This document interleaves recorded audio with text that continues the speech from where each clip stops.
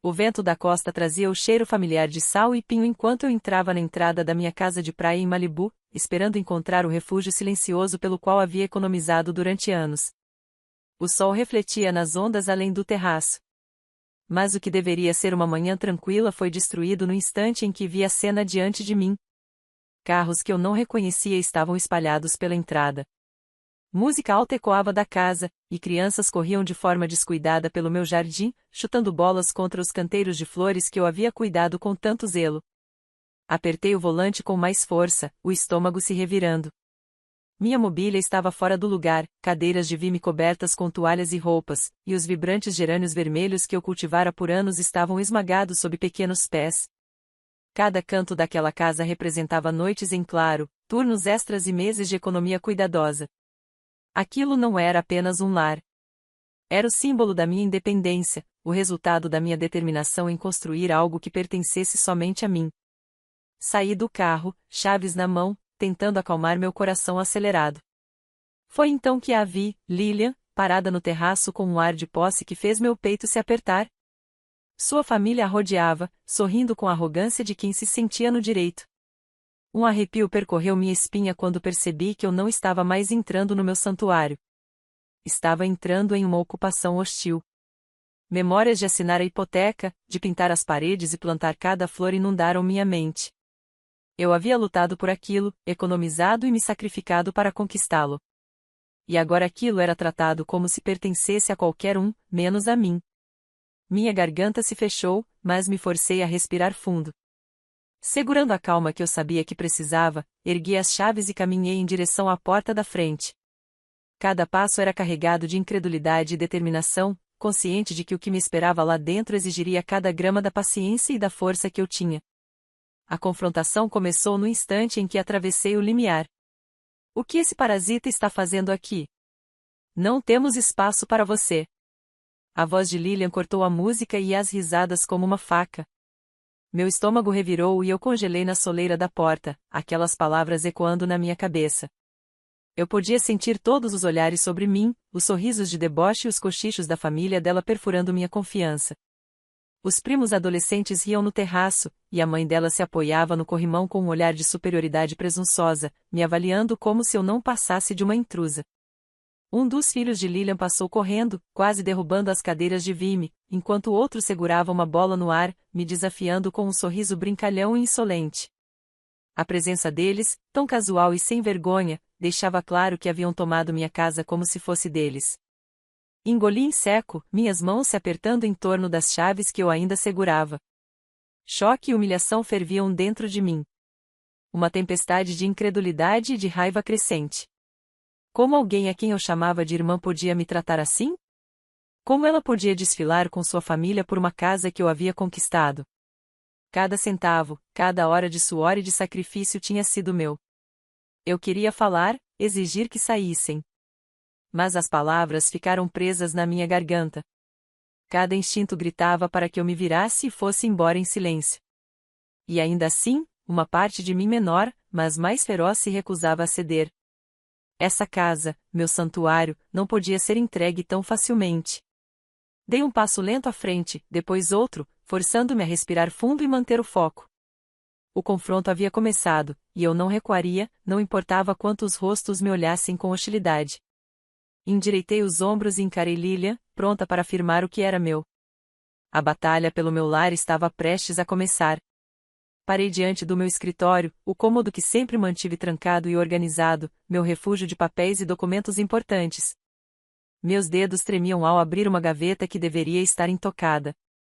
Dentro, encontrei uma pilha de pastas que não reconhecia, etiquetadas com meu nome, mas cheias de papéis que não eram meus. No começo, pensei que fosse um engano, um erro de organização até que vi os documentos legais, solicitações para transferir a casa para o nome de Lilian, alegando que eu era incapaz de administrar um bem de valor. Meu estômago afundou. Li cada anotação com cuidado. Havia cartas, laudos médicos sem assinatura e até e-mails entre Lilian e alguém que se apresentava como consultor jurídico. Neles, descreviam um plano para me apresentar como incompetente, para dar legitimidade à transferência da propriedade. A linha do tempo estava cuidadosamente preparada. Aquilo não era uma invasão impulsiva. Era algo arquitetado, e minha irmã estava no centro de tudo. Afundei na cadeira, o coração disparado, um turbilhão de medo e raiva crescendo dentro de mim.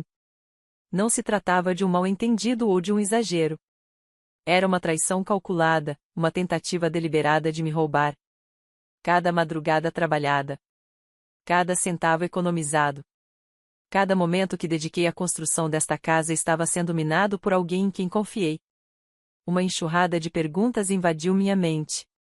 Como Lilian podia manipular a lei contra a própria irmã? Como ela conseguiu recrutar outros para o seu plano? Fabricando documentos, explorando brechas, assumindo que eu não perceberia até que fosse tarde demais. Parte de mim queria confrontá-la imediatamente, gritar, exigir justiça ali mesmo. Mas outra parte reconhecia o perigo de agir por impulso.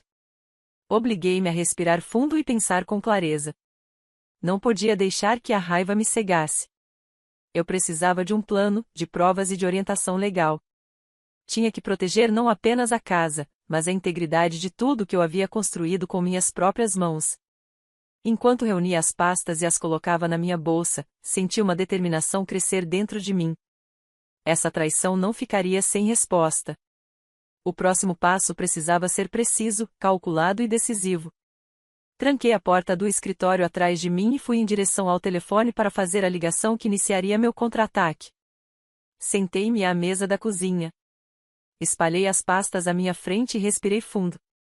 Minha primeira prioridade era proteger minhas finanças. Liguei para o banco, confirmei os saldos das contas e solicitei o bloqueio imediato de qualquer acesso por terceiros. Cada centavo economizado ao longo dos anos precisava estar fora do alcance de todos. A simples ideia de que Lilian ou qualquer outra pessoa pudesse manipular meus recursos fez um arrepio percorrer minha espinha. Mas me obriguei a permanecer calma e focada. Assim que minhas contas estavam seguras, fiz a ligação que eu temia, mas sabia ser necessária. Thomas Grant, um advogado de família com reputação em lidar com disputas de propriedade, atendeu com profissionalismo e escutou sem me interromper enquanto eu explicava a situação. Senti minha voz falhar em alguns momentos, mas forcei-a a se manter firme. Ele me garantiu que poderia agir, mas enfatizou a importância de reunir provas claras e organizadas. Passei as horas seguintes catalogando tudo com meticulosidade: escrituras, recibos, fotos dos móveis danificados e listas de objetos pessoais desaparecidos. Incluí capturas de tela de e-mails e mensagens de texto, qualquer coisa que demonstrasse premeditação. Cada peça de evidência dava mais peso ao meu caso, transformando minha frustração em um plano estruturado. Enquanto trabalhava, meus pensamentos voltavam a Lilian. Ela era minha irmã, a pessoa em quem um dia confiei acima de todos, e agora havia me traído com intenção deliberada. Parte de mim queria gritar, confrontá-la na hora, deixá-la ver toda a extensão da minha raiva e da minha decepção. Mas eu sabia que agir por impulso poderia comprometer tudo. A justiça exige estratégia, paciência e controle. Quando finalmente me recostei na cadeira, o sol já começava a descer sobre o oceano, pintando o cômodo com longas sombras. Senti uma mistura de determinação e uma tristeza persistente, sabendo que o caminho à frente colocaria à prova a cada grama da minha força de vontade. Reuni as provas, organizei as pastas e me preparei para encontrar Thomas Grant em seu escritório na tarde seguinte. Amanhã, o contra-ataque começaria.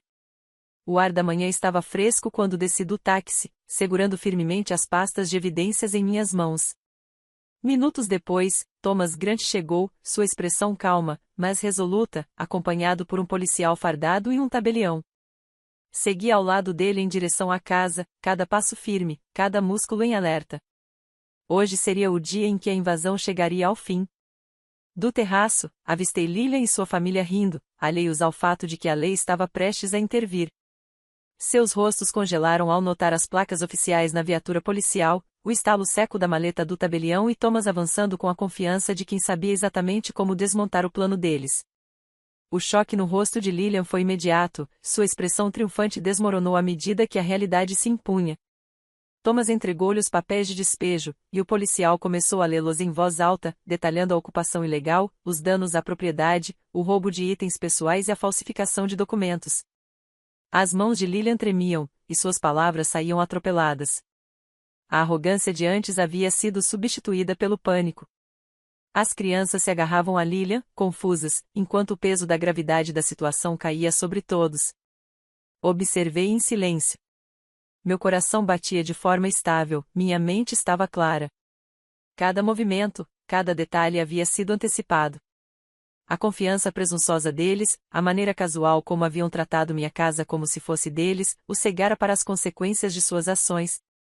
Cada página dos documentos que preparei, cada fotografia dos estragos, cada recibo comprovando propriedade e cuidado reforçava a solidez da minha posição. Verônica tentou argumentar, sua voz aguda e exaltada, insistindo que a casa pertencia à família. Mas Thomas respondeu com calma, citando as provas, a lei e os documentos reconhecidos em cartório. A mãe de Lilian parecia impotente, e a confusão das crianças refletia o colapso da ilusão de que tinham direito à minha propriedade. Avancei até o terraço enquanto a família se apressava em recolher seus pertences sob supervisão, e senti uma estranha sensação de satisfação silenciosa. Minha casa finalmente estava sendo devolvida a mim. As expressões de choque e medo no rosto de Lilian confirmavam o que eu já sabia, eles me subestimaram a cada passo. Quando a última das caixas foi carregada nos carros, respirei fundo e me preparei para encarar as consequências, sabendo que o próximo passo seria restaurar o lar que eu havia construído. A casa estava finalmente vazia, os ecos do caos se dissipando em silêncio. Caminhei por cada cômodo, observando os estragos com olhar crítico. As almofadas estavam manchadas, os tapetes precisavam de uma limpeza profunda, e alguns móveis haviam sido arranhados ou danificados além do reparo. Comecei a organizar um serviço profissional de limpeza, agendando para que esfregassem cada superfície, lavassem os tecidos e restaurassem a casa o mais próximo possível de sua condição original. Enquanto eles trabalhavam, eu avançava metodicamente pelos cômodos, catalogando itens perdidos ou danificados. Alguns eram irrecuperáveis, como os delicados pratos de porcelana que eu havia colecionado ao longo dos anos, mas fotografias, documentos e pequenos objetos de valor sentimental foram recuperados. O processo era tedioso e exaustivo. Ainda assim, senti um crescente senso de controle. Cada item restaurado, cada canto limpo, era uma forma concreta de retomar meu espaço e minha vida. As cicatrizes emocionais, no entanto, eram mais difíceis de apagar. Eu me lembrava das palavras de Lilian, dos sorrisos de deboche de sua família e de como me senti pequena e impotente. A raiva e a dor ainda ferviam sob a superfície. Mas percebia uma mudança, um novo sentimento de força surgindo. Esta casa havia sido violada, mas não havia me derrotado. Eu sobrevivi à humilhação e agora tinha as ferramentas para me impor e proteger o que era meu. Parei na sala de estar, olhando a luz do sol filtrando pelas janelas, imaginando a casa como fora um dia, ordenada, tranquila e inteiramente minha. Essa restauração não era apenas física, mas também simbólica, uma retomada da dignidade e da autonomia. Com a limpeza em andamento e os reparos já agendados, voltei meus pensamentos para os próximos passos. Havia mais a ser feito, não apenas para recuperar a casa, mas para garantir que eu nunca mais enfrentasse uma traição daquela sem estar preparada. A fase seguinte exigia planejamento cuidadoso e vigilância, enquanto eu começava a pensar em como proteger meu lar para o futuro. Com a casa voltando à ordem, voltei minha atenção aos membros mais jovens da família, os sobrinhos e sobrinhas que haviam sido pegos no meio do esquema de Lilian. Eles eram inocentes, alheios aos motivos mais profundos por trás do caos que se desenrolara dentro do meu lar. Convidei-os individualmente, passando tempo com cada um, ensinando sobre limites, respeito e a importância de valorizar a propriedade dos outros. No início, estavam hesitantes, com os olhos arregalados de confusão, sem saber como lidar com a tensão entre a mãe deles e eu. Aproximei-me com delicadeza, compartilhando histórias dos meus próprios erros e aprendizados, incentivando-os a fazer perguntas e a expressar seus sentimentos. Aos poucos, as barreiras foram caindo, substituídas por pequenos momentos de confiança e compreensão. Mesmo enquanto nutria essas conexões, mantive uma distância cautelosa daqueles que haviam causado o dano. Lilian e seus filhos mais velhos estavam fora de alcance, pelo menos por enquanto. Eu não podia permitir que suas ações passadas minassem as lições que eu queria transmitir ou colocassem em risco a segurança do meu lar. Meu foco estava nos mais jovens, ajudando-os a reconhecer o certo e o errado sem permitir que a traição dos adultos definisse sua percepção de família. Passávamos as tardes no jardim, plantando flores e cuidando da horta juntos. Cada atividade era um lembrete silencioso do cuidado e do esforço necessários para fazer tanto um espaço quanto os relacionamentos florescerem. A casa começava a ganhar vida novamente, não apenas como uma estrutura, mas como um lugar onde orientação e conexão podiam crescer. Ao ver as crianças rindo, fazendo perguntas e realmente ouvindo, senti um otimismo cauteloso. Os laços poderiam ser reconstruídos devagar, com cuidado, sem apagar as lições do passado. Eu sabia que algumas feridas da traição familiar jamais cicatrizariam por completo. Mas momentos como aquele eram a prova de que a confiança e a compreensão podiam florescer novamente nos espaços onde respeito e responsabilidade fossem cultivados. Quando o sol começou a se pôr sobre o terraço, percebi que o trabalho de proteger tanto minha casa quanto essas conexões frágeis estava longe de acabar, e os próximos passos exigiriam planejamento e vigilância. Com a casa restaurada e os membros mais jovens da família se reaproximando aos poucos, dei um passo atrás para refletir sobre as últimas semanas. A batalha legal, o confronto e o processo minucioso de retomar meu lar deixaram marcas.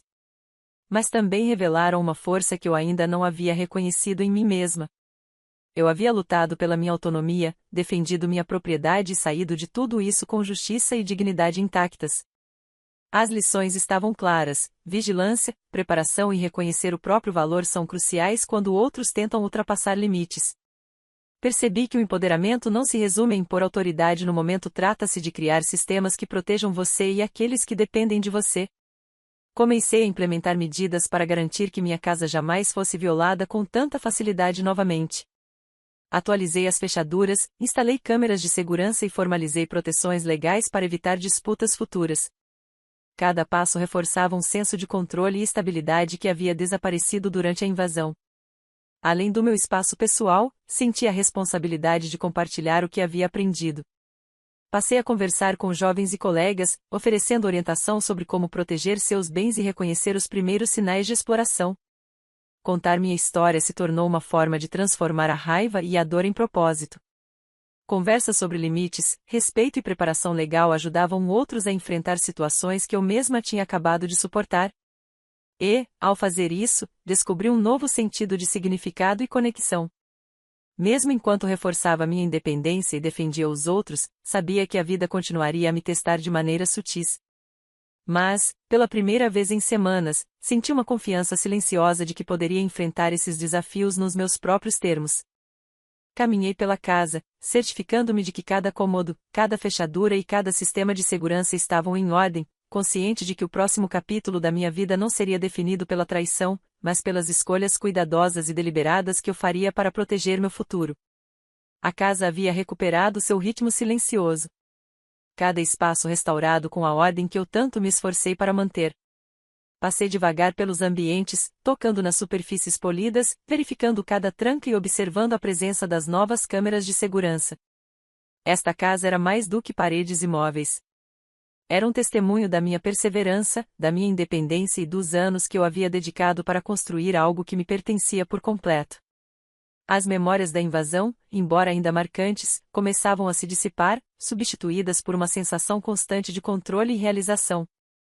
Refleti sobre a jornada que me trouxe até aqui. O choque da traição, a humilhação e a raiva tinham sido avassaladores no início, mas cada passo que dei documentando os danos, organizando minhas finanças e tomando medidas legais fortaleceu minha determinação.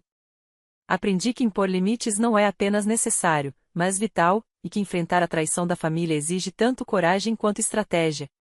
Mesmo após a vitória, passei a conduzir meus relacionamentos com cuidado.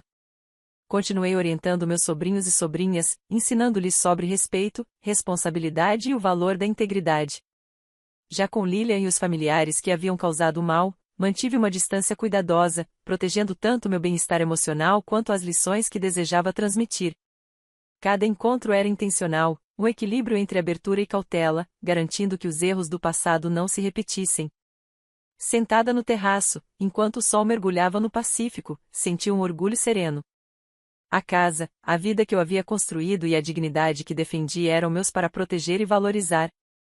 Ela permanecia como um símbolo de resiliência, uma lembrança física do que pode ser alcançado através da determinação e da coragem. A experiência me transformará, aprofundando meu entendimento sobre força, autonomia e o verdadeiro significado de justiça. Agora eu sabia que a vida continuaria trazendo desafios, mas estava pronta, confiante na minha capacidade de enfrentá-los com clareza e firmeza. À medida que a última luz desaparecia sobre o mar, olhei para o horizonte e inspirei o ar salgado, sentindo uma paz profunda no lar que lutei para preservar e que continuaria a proteger pelos anos que ainda viriam.